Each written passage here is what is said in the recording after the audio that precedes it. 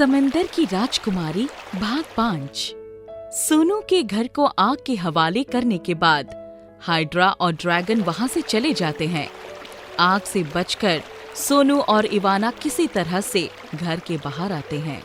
सोनू इवाना से कहता है, इवाना, क्या तुम ठीक हो? और हमारा बच्चा? हम दोनों ठीक है सोनू। लेकिन ये सब हुआ कैसे? मैं जानती हूँ ये किसका काम हो सकता है। इवाना सोनू को बताती है कि ये काम हाइड्रा का है, उसी ने हमें मारने की कोशिश की है। सोनू इवाना से कहता है, हमें हाइड्रा को सबक सिखाना होगा। वो तो है, लेकिन अभी मुझे किसी और बात की चिंता है। कैसी चिंता इवाना? इवाना उसे बताती है कि हाइड्रा को राज्य से बाहर निकालते वक्त पिताजी ने उससे उसका शक्तिशाली त्रिशूल ले लिया था और उस त्रिशूल को महल के तहखाने में बंद कर दिया था। हो ना हो हाइड्रा यहाँ से अटलांटिक गया होगा अपना त्रिशूल वापस लेने। सोनू इवाना से कहता है, ये तो बहुत बड़ी मुसीबत है। हाँ, हमें तुरंत महल जाना होगा, इससे पहले कि देर हो जाए। इवाना और सोनू महल के लिए निकलते हैं और कुछ ही देर में महल पहुंच जाते हैं। वहां का नजारा देखकर दोनों दंग रह जाते हैं। महल के गेट से ही लाशें बिछी होती है। ये सब देखकर इवाना और सोनू समझ जाते हैं कि हाइड्रा महल में प्रवेश कर चुका है। इवाना सोनू से कहती है, जिसका डर था वही हुआ, वो यहाँ आ चुका है। इसके बाद इवाना और सोनू सीधा उस तहखाने में जाते हैं जहाँ उस शक्तिशाली त्रिशूल को रखा गया होता है। वहाँ वो दोनों देखते हैं कि सुरक्षा में लगे सिपाहियों की मौत हो चुकी है और त्रिशूल भी अपनी जगह से गायब है। सोनू इवाना से कहता है, हाइड्रा त्रिशूल को ले गया, लेकिन किस जगह? मुझे पता है, वो इसी महल में है, चलो मेरे साथ। इवाना सोनू को लेकर राज्यसभा में जाती है, जहाँ वो हाइड्रा को त्रिशूल के साथ राज सिंहासन पर बैठा हुआ पाती है। उसके साथ ड्रैगन भी वहाँ मौजूद होता है। हाइड्रा इवाना से कहता है, आओ मेरी प्यारी बहना, मुझे तुम्हारा ही इंतजार था। हमारे राज सिंहासन पर बैठने की तुम्हारी हिम्मत कैसे हुई? हिम्मत की तो बात ही मत करो। तुम देख सकती हो कि पूरा अटलांटिस अब मेरे कब्जे में है। तुम्हें इसकी बहुत बड़ी कीमत चुकानी होगी। मेरी चिंता छोड़ दो, खुद की चिंता करो, क्योंकि तुम्हारा और तुम्हारे इंसान पति का बहुत बुरा हाल होने वाला है।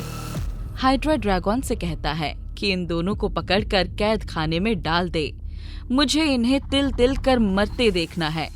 ड्रैगन उन्हें पकड़ने वाला होता है, तभी समायरा वहाँ कुछ सैनिकों के साथ आ जाती है। वो सोनू से कहती है, सोनू, तुम इवाना को यहाँ से लेकर चले जाओ, तब तक इन्हें मैं संभालती हूँ।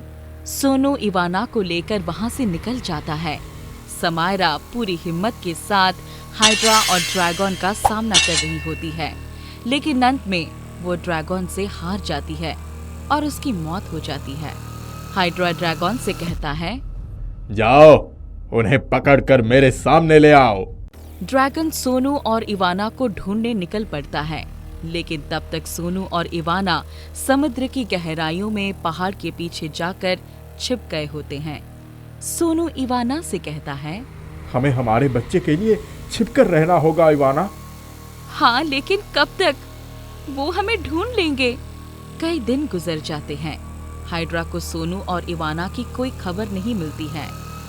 फिर एक दिन इवाना को भूख लगती है और सोनू उसके लिए खाना लेने के लिए निकलता है और ड्रैगन उसे देख लेता है।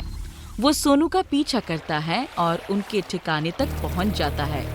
ड्रैगन उन दोनों से कहता है, तो यहाँ हो तुम दोनों, बस बहुत हुआ, अब नहीं बचोगे।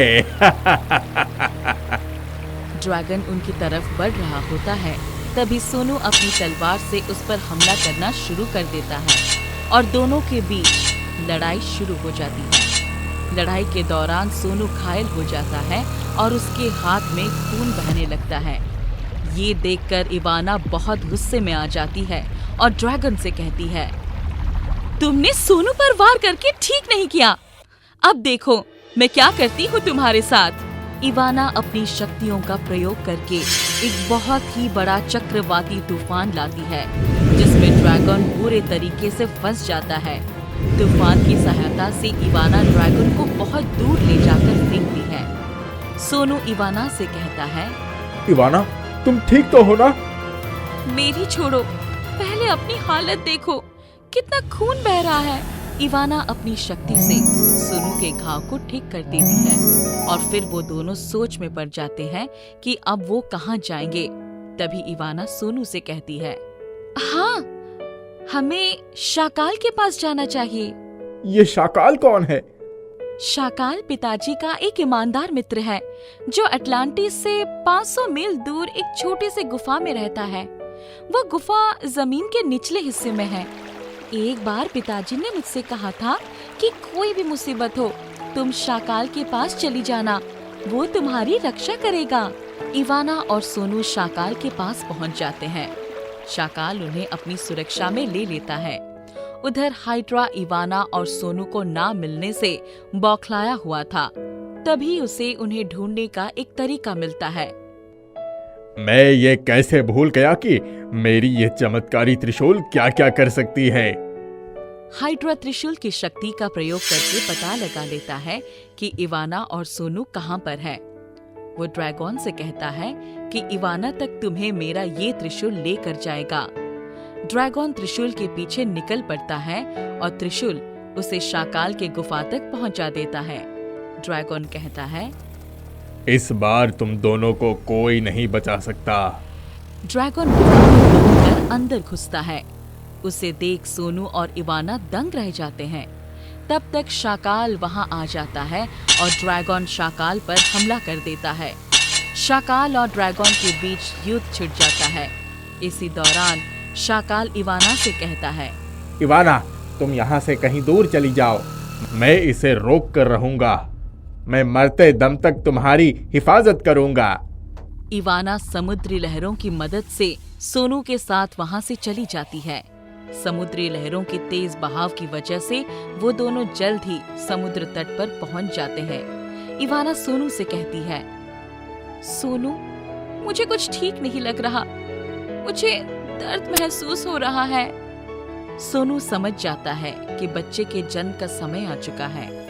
वो अपनी नजर इधर उधर दौड़ाता है और उसे एक पुराना घर दिखता है जो काफी वक्त से बंद होता है। सोनू उसके ताले को तोड़कर इवाना को उस घर में लेकर जाता है।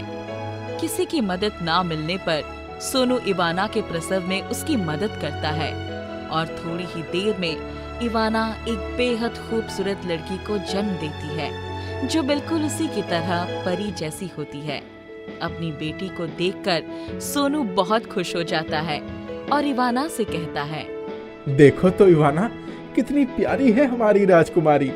हाँ, सही कहा तुमने। बिल्कुल अपनी माँ पर गई है। तभी सोनू और इवाना को किसी के आने की आहट सुनाई देती है। वो दोनों सतर्क हो जाते हैं और देखते हैं कि उन्हें ढूंढते हुए इवाना के कुल गुरु वहाँ आते हैं।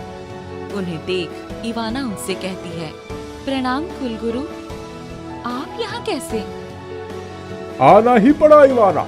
अटलांटिस और वहाँ के लोगों को तुम्हारी जरूरत है। मैं अभी उनकी मदद करना चाहती हूँ, लेकिन कैसे कुलगुरु? कुलगुरु इवाना से कहते हैं कि अगर तुम्हें हाइड्रा को हराना है तो तुम्हें हमारे कुल मंदिर में तपस्या करनी होगी और शक्तियाँ हासिल करनी होगी। इवाना तपस्या करने के लिए तैयार हो जाती है और वो सोनू से कहती है, सोनू, तुम्हें हमारी नन्ही परी का ख्याल रखना होगा। मैं बहुत जल्द वापस आऊंगी। तुम भी अपना ध्यान रखना इवाना, हम दोनों को तुम्हारा इंतजार रहेगा। जाने से पहले इवाना सोनू से कहती है कि एक जल परी की बेटी होने के कारण हमारी परी ज्यादा देर तक पानी से बाहर सांस नहीं ले सकती है। सोनू इवाना से कहता है, तो फिर हम दोनों भी तुम्हारे साथ चलते हैं। नहीं, वहाँ खतरा होगा। तुम्हें हमारी बेटी के साथ यही रहना होगा। फिर हमारी परी पानी से बाहर कैसे रहेगी? इवाना अपनी शक्ति से एक वाटर हेलमेट लाती है और अपनी बेटी को पहना देती है। वो सोनू से कहती है, इस वाटर हेलमेट की मदद से हमारी बेटी को कोई परेशानी नहीं होगी। इसके बाद इवाना कुल गुरु के साथ अपने कुल मंदिर चली जाती है और तपस्या करना शुरू कर देती है। उधर ड्रैगन कई कोशिशों के बावजूद इवाना और सोनू को नहीं ढूंढ पाता है। उसकी इस नाकामयाबी के लिए हाइड्रा उस पर बहुत गुस्सा करता है। एक काम तुमसे ढंग से नहीं होता। अगर इस बार वो दोनों नहीं मिले तो तुम्हारा मरना तय है। धीरे धीरे समय बीतता गया और उधर इवाना अपनी तपस्या के साथ साथ एक बड़ी फौज खड़ी कर लेती है। ड्रैगन सोनू और इवाना को खोजते हुए जा पहुंचता है समुद्र तट पर। वो वहां सोनू को देखता है जो अपनी बेटी के लिए कुछ चीजें खरीद रहा होता है। दूर से ही सोनू को देखकर ड्रैगन सोचता है, अच्छा तो यहाँ छिपे बैठे हैं दोनों। इवाना तक पहुँचने के लिए मुझे सोनू का पीछा करना होगा। ड्रैगन भेस बदलकर सोनू का पीछा करता है और उसके घर तक पहुंच जाता है। वो वहां देखता है कि सोनू एक बच्ची के साथ है। वो समझ जाता है कि वो इवाना और सोनू की बेटी है। वो सोचता है, चलो अच्छा है, पूरे परिवार को ही हाइड्रा के सामने ले जाऊंगा। वो बहुत खुश हो जाएगा।